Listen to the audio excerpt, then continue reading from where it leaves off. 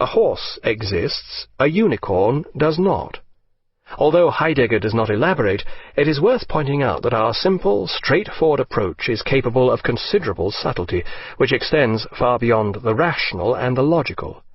For instance, we can believe God exists, or has being. We can believe in the possibility that somewhere in the universe another form of intelligent life exists and has its own form of being. We can even produce probability calculations which seek to measure the likelihood of belief in this form of being turning out to be true. Furthermore, the apparently impossible concept of I, the square root of -1, exists. That is, it has being mathematically, even though it cannot exist as a number. But Heidegger is not satisfied with this. If we are not perplexed at our understanding of the word being, we should be. Why are we not perplexed? First of all, we must reawaken an understanding for the meaning of this question. He plainly states the aim of his treatise, to work out the question of the meaning of being. There is a mystery here, and his intention is to try to see a way through to understanding it. Central to Heidegger's conception of being is the word Dasein. Put simply, Heidegger means here human existence, or as he elaborates, Dasein is the entity which in its being we know as human life. This is the entity which, in the specificity of its being, each one of us is. Dasein is the entity which each one of us finds in the fundamental assertion, I am. Having cleared up this point, Heidegger emphasizes that the being of Dasein is its understanding of its own being.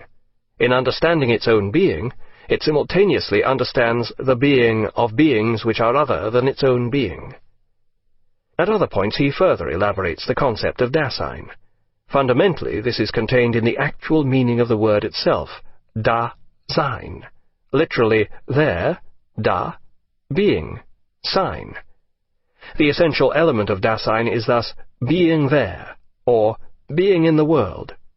This is our existence, our mineness. It is the specificity of our being, where we ourselves are. It is the place where subject encounters object. Once again, all this prompts the inevitable question.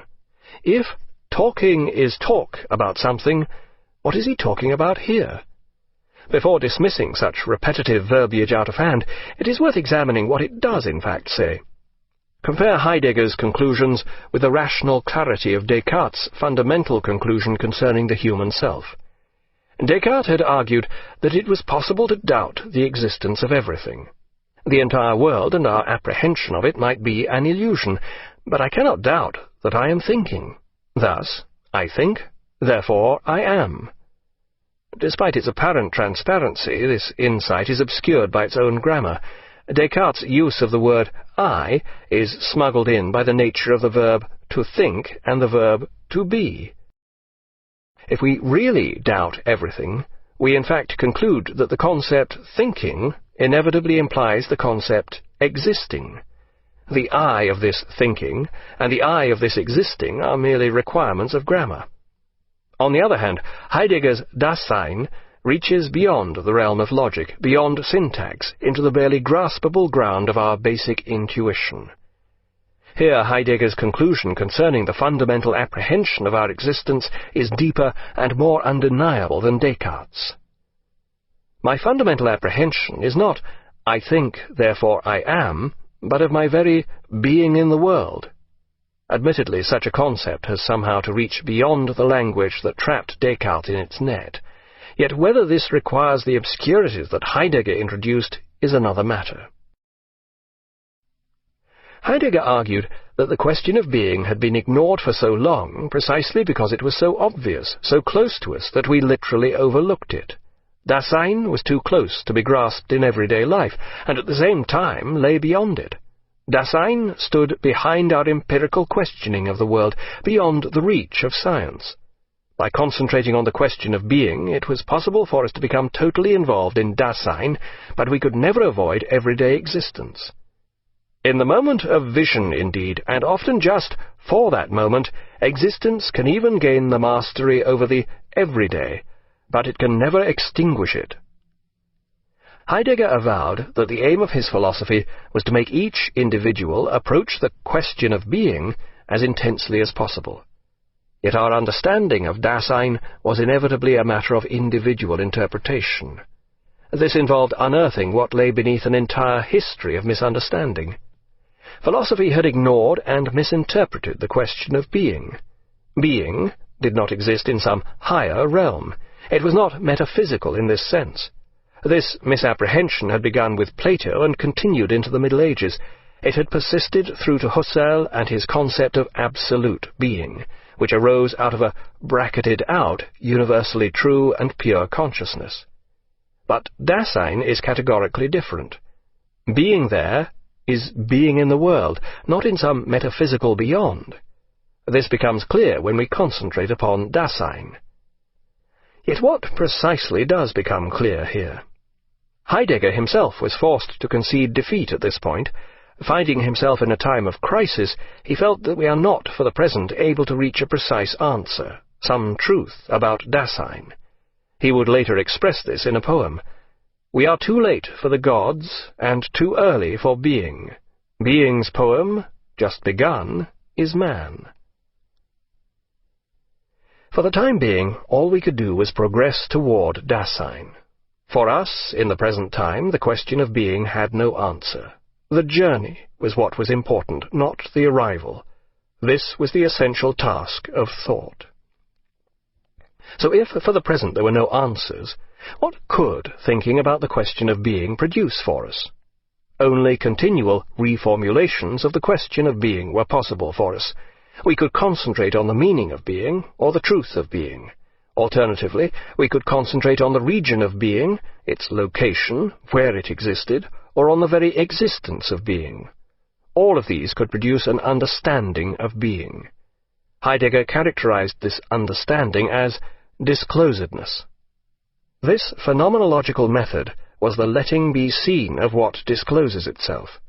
What was disclosed was not immediately apparent, it did not show itself. It was the ground of all that did show itself in the being there. Some may find that what was disclosed was not the only thing here that is not immediately apparent. For many who read Heidegger, it was not immediately apparent what on earth he was talking about. Heidegger himself was fortunately aware of this difficulty and the need to address it. In order to clarify his thinking at this point, he used a characteristically homely rural metaphor. This method of understanding the question of being, he said, was like cutting a clearing in a wood. We clear the thicket of trees and undergrowth so that light can be shed on the ground of the clearing. The German word Lichtung means a clearing, but it also contains the word Licht, which means light. We shed light upon the cleared ground which lies hidden beneath what is immediately apparent. We expose its grounding, which is thus disclosed. But even for Heidegger, there is a difficulty here. When we disclose being that is concealed, we unconceal it. What is unconcealed he calls aletheia. This is the ancient Greek word for truth, but it also means unforgetfulness or unconcealment. Yet according to Heidegger, this very unconcealment produces concealment. How can this be so? By unconcealing, we disclose being in one way, yet at the same time we conceal all its other possibilities. By choosing one disclosure, we close off the other possible disclosures. This explains how being can have a history which is not necessarily a history of progress. What the ancient Greeks disclosed of being has now been lost to us in our technological disclosure of being. Our unconcealment has resulted in a concealment. Here, as in many places, Heidegger's argument goes to the root meaning of words. He relies upon their original meaning to support his argument. But why should the earlier, or ancient, usage of words be in any way superior to modern usage?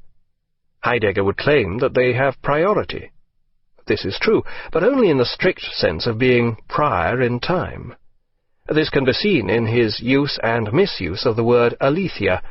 In ancient Greek, this is aletheia, not forgetfulness, or unconcealment. The prefix a means not, as in anorexia, meaning literally no appetite. Lethia appears in the river Lethe, the river of forgetfulness, which according to the ancient myth we must all cross after death. Heidegger argues that the ancient understanding of being has become concealed or forgotten.